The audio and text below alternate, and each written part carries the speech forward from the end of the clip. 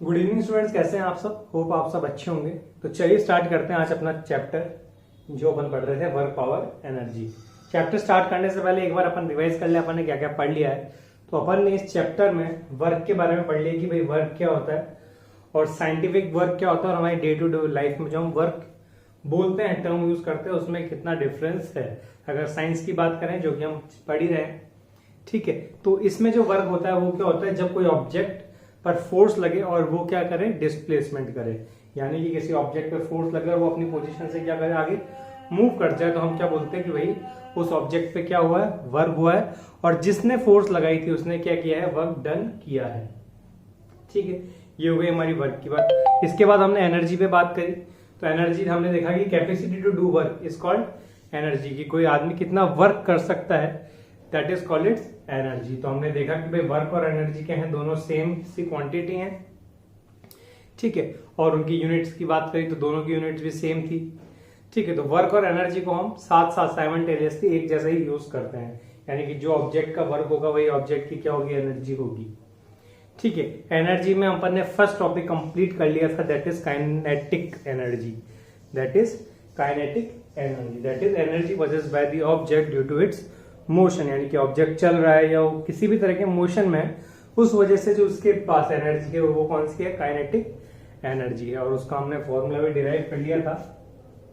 क्या डिराइव किया था, K equals to half mv square. ये हमने फॉर्मूला डिराइव कर लिया था किसके लिए, काइनेटिक एनर्जी के लिए। ठीक है, तो आज अपन नेक्स्ट टॉपिक पे चल रहे हैं, that is potential energy. That is potential energy. तो इधर हेडिंग डाल देता हूं आज,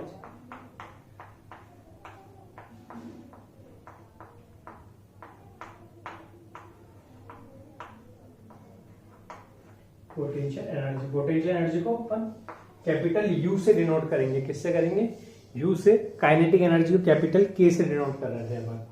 ठीक है, पोटेंशियल एनर्जी क्या होती है, ऐसी एनर्जी जो बॉडी के पास तब हो जब वो किसी पोजीशन पे हो, किसी पोजीशन पे हो, या सिंपली बोले कि energy of the object because of its position और shape is called potential energy. तो मैं डेफिनेशन लिख देता हूं,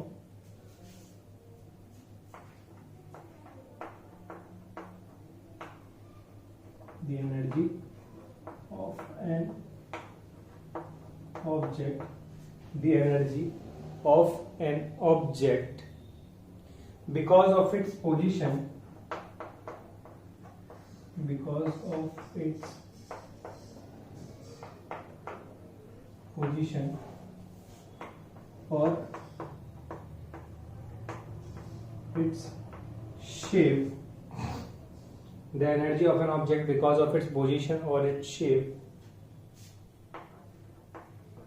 is called its potential energy.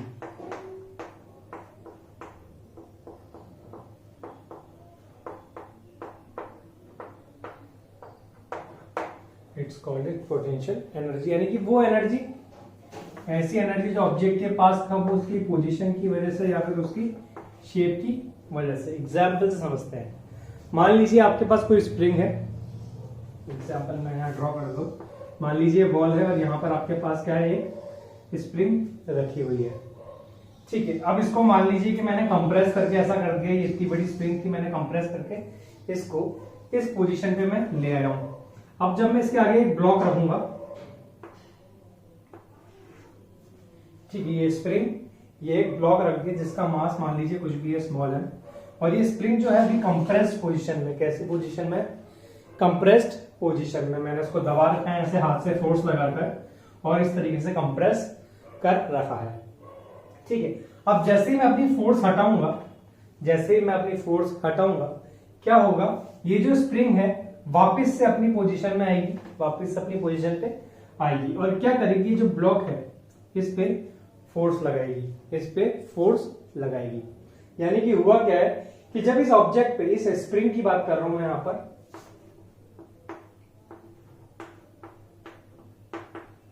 Spring की बात कर रहा हूं, इस स्प्रिंग पर जब मैंने फोर्स लगाई, ठीक है, तो मैंने क्या किया, जो इसकी शेप थी, इसकी जो शेप थी वो मैंने चेंज कर दी। पहले ये रिलैक्स पोजीशन पे थी, मैंने फोर्स लगाया, इधर तो एक वॉल लगा दी मैंने, इधर एक ब्लॉक लगा दिया और उन दोनों से मैं इसको प्रेस कर रहा हूँ। तो वॉल तो मूव होगी नहीं, कौन मूव होगा, सिर्फ ब्लॉक मूव होगा। तो ब्लॉक से मैंने उसको स्प्रिंग को कंप्रेस कर दिया, तो ये कंप्रेस शेप में आ गई। अब जैसे ही मैं उसको रिलीज करूंगा तो मैंने क्या कर दिया, कंप्रेस जब मैं कर रहा था तो मैंने क्या करा है, जो स्प्रिंग है उसका शेप चेंज कर दिया, उसका शेप चेंज कर दिया। जब मैंने शेप चेंज किया तो इस स्प्रिंग के पास क्या आ गई, पोटेंशियल एनर्जी आ गई। यानी कि जब मैंने उस पर फोर्स लगाया तो मैंने क्या करा, एक्चुअली में स्प्रिंग पर डिस्प्लेसमेंट हुआ है। मान लीजिए पहले जो स्प्रिंग थी, यहां पर मैं एक डायग्राम बनाऊं, स्प्रिंग ऐसे थी, तो इसका यहां से यहां तक का डिस्प्लेसमेंट हुआ है एक्स का, और यहां पर आ गई तो ये एक्स डिस्टेंस क्या हो गई, कम हो गई है। तो डिस्प्लेसमेंट हुआ है उस फोर्स की वजह से, यानी कि इस पे क्या हुआ है, वर्क डन हुआ है। और जब भी किसी ऑब्जेक्ट पे वर्क डन होता है, ठीक है, तो दूसरा ऑब्जेक्ट क्या स्टोर करता है, एनर्जी स्टोर करता है, हमने पढ़ा पीछे, ठीक है। तो इस ऑब्जेक्ट के पास क्या स्टोर हो गई है, एनर्जी। हम पहले भी देखते आ रहे थे कि भाई हैमर को ऊपर से ड्रॉप किया तो हैमर ने क्या करा, वर्क डन किया नेल पर, और नेल के पास क्योंकि एनर्जी आ गई थी तो वो कहां चली गई, वुड ब्लॉक के अंदर। तो ऐसा ही यहां पर हुआ कि जब मैंने इसको कंप्रेस किया तो ये जो स्प्रिंग है वो कंप्रेस हुई, इसका शेप चेंज हो गया, यानी कि इसके पास क्या आ गई है, पोटेंशियल एनर्जी आ गई। अब जैसे ही मैं इसको रिलीज करता हूं, ये क्या करती है, इस ब्लॉक को आगे की तरफ फोर्स से पुश कर देती है, इसको आगे की तरफ पुश कर देती है। यानी कि अब कौन वर्क कर रहा है, अब ये स्प्रिंग वर्क कर रही है। तो स्प्रिंग कैसे वर्क कर रही है, इस ब्लॉक पे फोर्स लगा रही है, उस फोर्स की वजह से जो ब्लॉक है वो कहां जा रहा है, आगे की तरफ मूव कर रहा है। ऐसे ही अगर हम इसको इस तरीके से देखें कि मान लीजिए कि ये जो स्प्रिंग है यहां पर दीवार से फिक्स्ड है और यहां पर ये जो भी ऑब्जेक्ट है उससे फिक्स्ड है। अब मैं इसको इस तरीके से खींच रहा हूं, इस तरीके से मैंने इसको एक्सटेंड कर दिया है। अब जैसे ही मैं इसको छोड़ूंगा ये कहां पर आएगी, वापस से अपनी पोजीशन पर आएगी। यानी बोल दीजिए कि ये स्प्रिंग थी, ये स्प्रिंग थी, मैंने इसको एक्सटेंड करके एक्स डिस्टेंस बढ़ा दिया है। अब जैसे ही मैं इसको रिलीज करूंगा ये ब्लॉक समेत कहां पर आएगी, विद ब्लॉक अपनी ओरिजिनल पोजीशन पे आएगी। तो यहां पर भी क्या हुआ था, शेप चेंज हुआ था। यानी कि स्प्रिंग हो गया, इलास्टिक हो गए, रबर बैंड्स हो गए, ठीक है, ऐसे कोई भी ऑब्जेक्ट जिन पर मैं या तो उनको कंप्रेस करूं या उनको एलोंगेट करूं, ठीक है, तो उस समय मैं क्या कर रहा हूं, उनका शेप चेंज कर रहा हूं। शेप चेंज करने के लिए मुझे क्या करना पड़ रहा है, खुद को वर्क डन करना पड़ रहा है, खुद को फोर्स अप्लाई करनी पड़ रही है, ठीक है। और उसकी वजह से क्या हो रहा है, जो भी स्ट्रिंग रोप थ्रेड है उनमें क्या है, पोटेंशियल एनर्जी स्टोर हो रही है। एक एग्जाम्पल तो ये हो गया, ठीक है। इस टाइप के जो एग्जाम्पल्स होते हैं, इस टाइप की जो पोटेंशियल एनर्जी होती है, इसको हम बोलते हैं इलास्टिक पोटेंशियल एनर्जी। वैसे ही हमारा जो टर्म मैं यूज कर रहा हूँ ये कोर्स में नहीं है, फिर भी इस टाइप का जहां पे स्प्रिंग थ्रेड रबर यूज होता है इसको बोलते हैं हम इलास्टिक पोटेंशियल एनर्जी, ठीक है। इसके अलावा जो दूसरे टाइप का इसमें एग्जाम्पल होता है वो होता है कि किसी ऑब्जेक्ट को मैं, ये मान लीजिए ग्राउंड है, ठीक है, एक ग्राउंड से मैं स्टोन को या किसी भी ऑब्जेक्ट को उठाकर यहां से उठाकर ए पोजीशन से उठाकर बी पोजीशन पे लेकर आया, ए पोजीशन से उठाकर बी पोजीशन पे उठाकर लेकर आया। तो क्योंकि इस ऑब्जेक्ट के पास क्या है, मास है, ठीक है, तो इस पे फोर्स ऑफ ग्रेविटी लग रही होगी कहां पर, नीचे की तरफ, और वो कितनी होगी, that will be mg।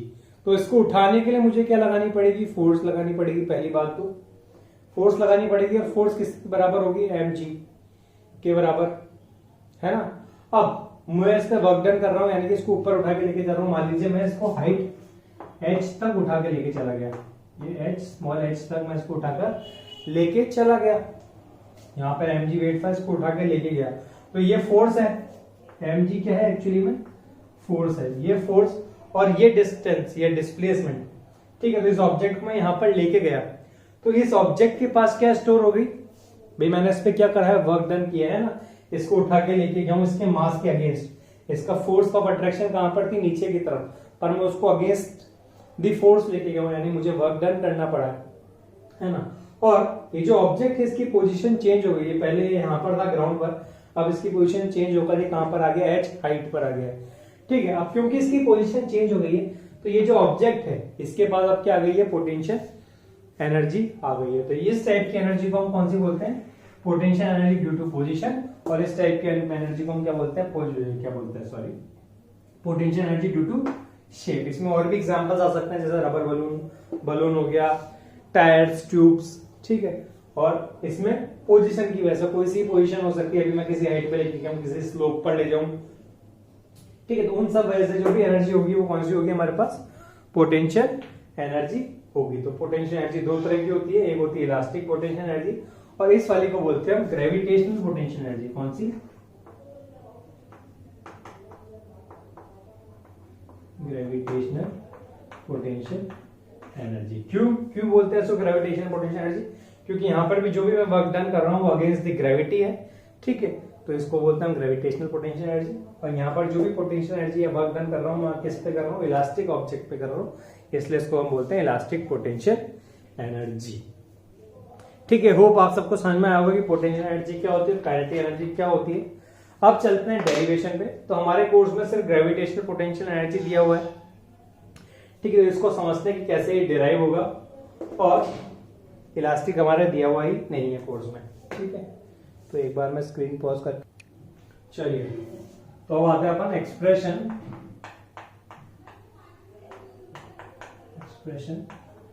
For potential energy, या जो एक्सप्रेशन फॉर पोटेंशियल एनर्जी है वो एक्चुअली में हमारा कौन सा है, ग्रेविटेशनल पोटेंशियल एनर्जी का हमको डिराइव करके दिया हुआ है बुक में, कि ग्रेविटेशनल पोटेंशियल एनर्जी का एक्सप्रेशन कैसे निकाला जाएगा। तो जैसे मैंने आपको बताया कि सपोज कोई बॉडी है ए पोजीशन पे, सपोज कोई बॉडी है कहां पर, ए पोजीशन पे, ठीक है। और उसको मैं उठाकर कहां पे ले आया हूं, बी पोजीशन पे, ये बोल दीजिए कि ऑब्जेक्ट ऑफ मास। तो सपोज कीजिए कि यहाँ पर क्या रखा है, ग्राउंड है, ग्राउंड पे हमने एक ऑब्जेक्ट रख दिया जिसका मास m है, और इसको उठाकर मैं किसी पोजीशन बी पर लेके गया हूं, किसी पोजीशन बी पर लेके गया हूं, मान लीजिए बी यानी कि किसी हाइट h पर लेके मैं इसको चला गया हूं। एक ऑब्जेक्ट है जिसका मास m है, इसको मैंने उठाया और उठाकर कहां पर ले गया हूं, मैं किसी हाइट h पर लेके गया हूं।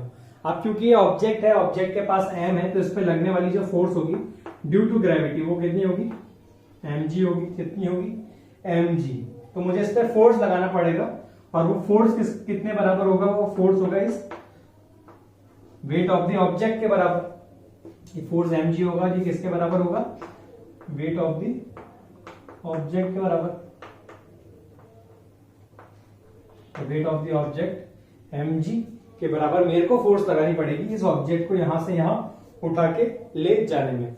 अब क्योंकि मैं इसको कहां पर लेके गया हूं, h हाइट पे लेके गया हूं, ठीक है। तो मैंने फोर्स भी लगाया उसको उठाने में, और ऑब्जेक्ट ने डिस्प्लेस भी किया, और दोनों की डायरेक्शन क्या है, सेम है, दोनों की डायरेक्शन सेम है। तो यहाँ पर डेफिनेटली क्या हुआ होगा, वर्क डन हुआ होगा। क्या हुआ होगा, वर्क डन।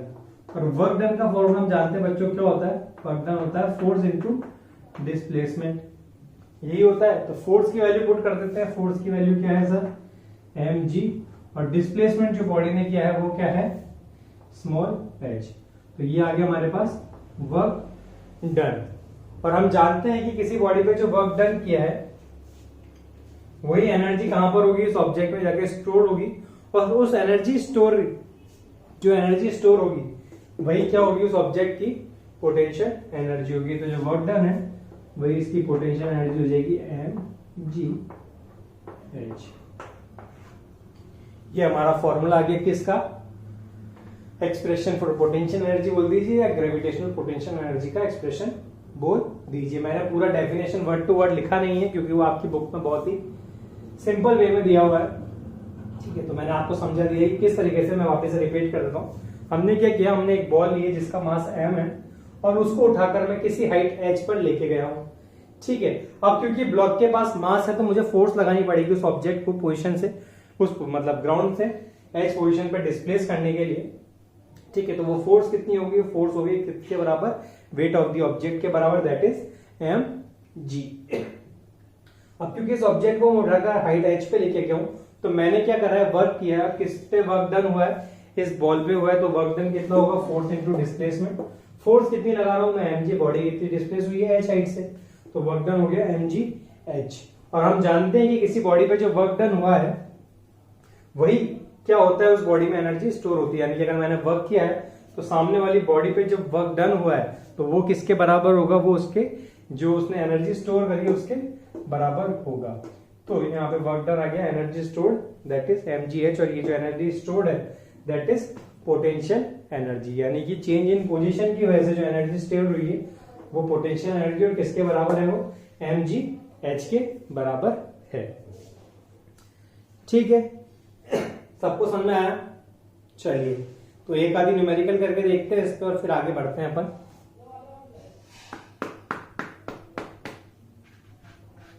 अब इस फॉर्मूले से कुछ चीजों हम डिराइव कर सकते हैं अगर मैं बताऊं, जैसे कि यहां पर हाइट h पर है ऑब्जेक्ट, ठीक है, मान लीजिए हाइट 0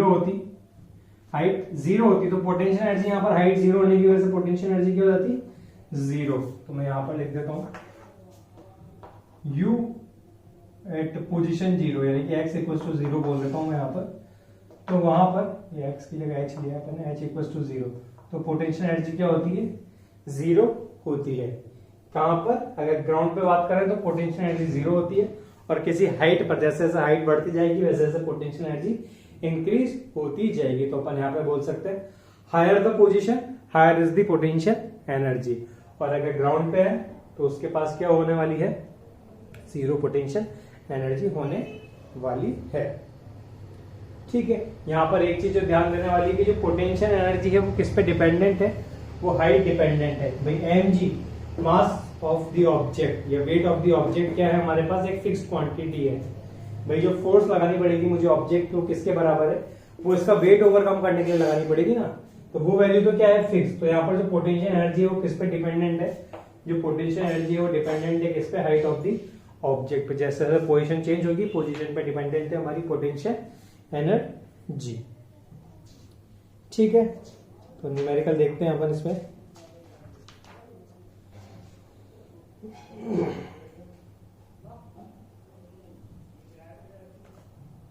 सिंपल से न्यूमेरिकल्स आते हैं, वैसे ज्यादा कोई टेक्निकल न्यूमेरिकल्स आते नहीं। जैसे कि आपको दे दिया जाए ये कोई बुक है, मैं इसको थोड़ा साफ कर देता हूँ। यहाँ पर